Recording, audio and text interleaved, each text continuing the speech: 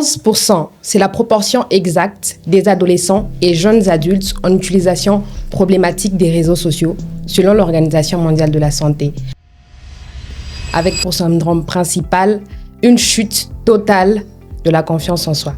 Mais qu'est-ce qui se cache véritablement derrière ce chiffre? En réalité, tout commence par un piège invisible. La comparaison permanente.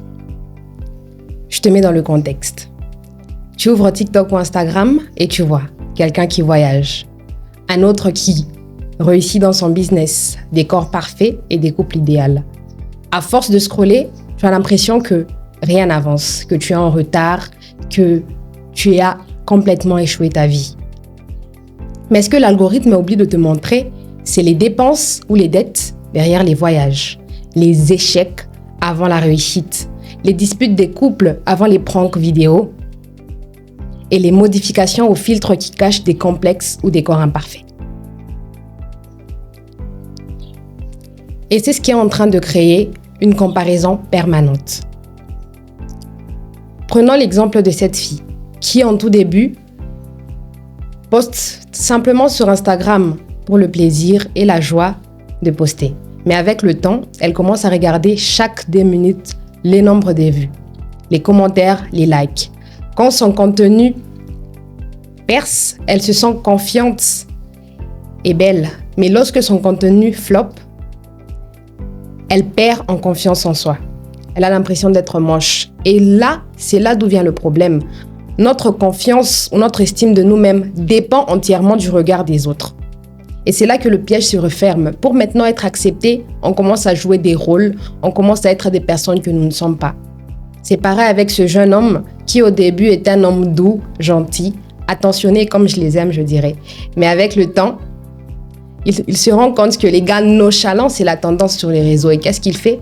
Il change sa façon de vivre, son style vestimentaire, sa façon de traiter les autres. Tout ça pourquoi? Pour être accepté. Tout ça pourquoi? Pour qu'en ligne, il puisse percer. Mais en réalité, lorsqu'il est face à lui-même, il n'arrive plus à se reconnaître, il n'arrive plus à se trouver. Et c'est là le problème des réseaux sociaux.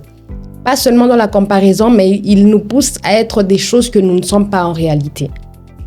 Et c'est ça que moi, je vais vous demander d'arrêter. Et c'est ça que même l'OMS nuance. L'OMS ne nous demande pas forcément d'arrêter avec les réseaux sociaux, non. L'OMS nous dit de développer notre littératie numérique.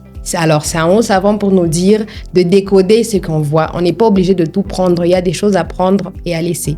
Et moi, je te donne un conseil. Lorsque tu es sur Instagram ou TikTok, tu utilises tes différents réseaux, à chaque fois que tu vois un compte ou des publications qui te poussent à te remettre en question, n'oublions pas, il y a des bonnes remises en question et des mauvaises. Quand ça devient une mauvaise remise en question où tu te sens totalement inférieur, désactive ce genre de notifications, désabonne-toi à ce genre de compte.